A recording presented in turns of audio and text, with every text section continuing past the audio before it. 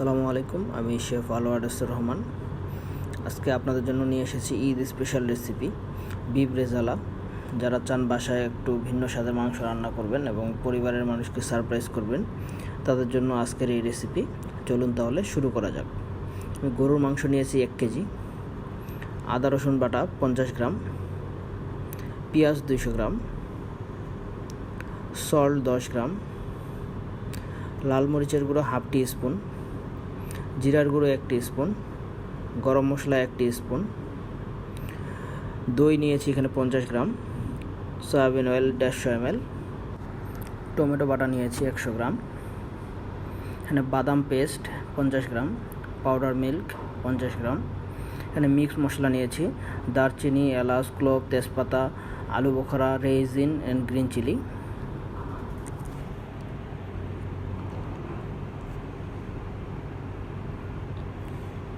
পাত্রের মধ্যে তেল দিয়ে দিচ্ছি, একটু অপেক্ষা করব তেলটি গরম হওয়া পর্যন্ত।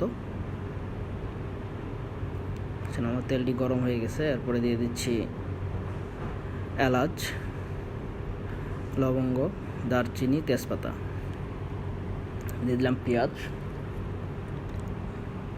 পেঁয়াজটাকে খুব সুন্দর করে ভেজে নিতে হবে, লাইট গোল্ডেন কালার করে ভেজে নিব।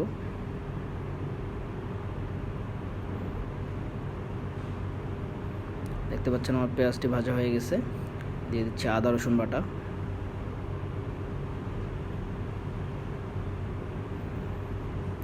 অ্যাড করে দিচ্ছি মাংস,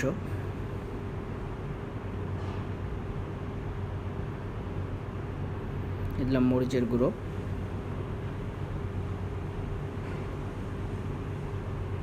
দই, টমেটো বাটা,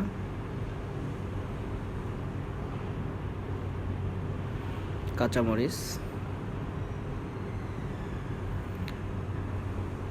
লবণ। আমরা এই রান্নায় কোনো প্রকারের হলুদ ইউজ করিনি, মরিচের গুঁড়া সামান্য পরিমাণ ইউজ করেছি শুধু কালারের জন্য, আর ঝালের জন্য আমরা ইউজ করেছি কাঁচামরিচ। সাথে দিয়ে দিচ্ছি কিশমিশ আর আলু বোখারা।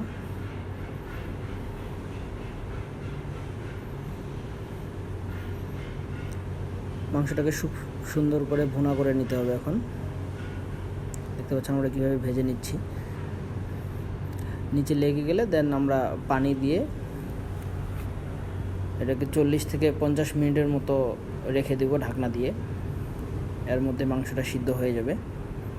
দেখছেন আমি গরম পানি ইউজ করছি। আপনারা যে কোনো রান্নার ক্ষেত্রে খেয়াল করবেন যেন গরম পানি ইউজ করবেন, তাহলে অনেক সময় আমরা যেটা ফেস করি যে মাংস রান্না করতেছি, অনেকক্ষণ ধরে রান্না করতেছি, সিদ্ধ হয় না। সো আমরা যেটা করি যে মাংস রান্নার মধ্যে ঠান্ডা পানি দিয়ে দিই, মাংসটা চিউ হয়ে যায়, তখন এটা কুক হতে খুব বেশি সময় লাগে।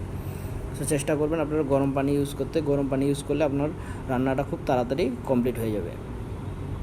আমাদের পানি শুকায় আসছে, আমাদের বাকি যেই কাজটি আছে আমরা এখন কমপ্লিট করে ফেলবো। দেখতে পাচ্ছেন কালারটিও সুন্দর আসছে।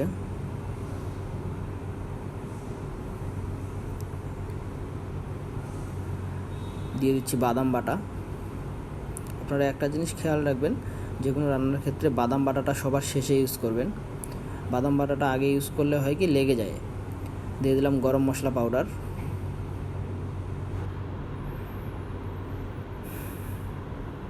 দিয়ে দিচ্ছি মিল্ক পাউডার।